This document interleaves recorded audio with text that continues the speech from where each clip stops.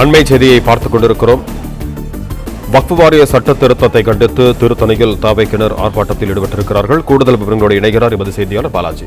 வணக்கம் பாலாஜி, உங்களிடம் இருக்கும் தகவல்களை சொல்லுங்கள். வணக்கம்.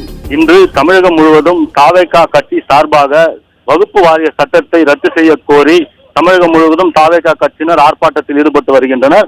அதன் ஒரு பகுதியாக திருவள்ளூர் மாவட்டம் திருத்தணி நகராட்சியில் தமிழக வெற்றி கழகம் திருவள்ளூர் மேற்கு மாவட்டத்தின் சார்பில் வகுப்பு வாரிய மசோதாவை கண்டித்து கண்டன ஆர்ப்பாட்டம் செய்ய 200க்கும் மேற்பட்டோர் திரண்டனர்.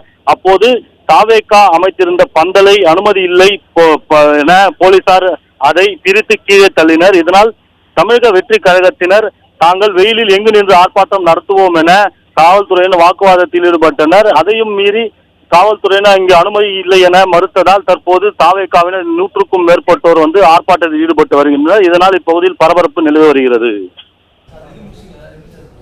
நன்றி பாலாஜி, உங்க தகவல்களுக்கு.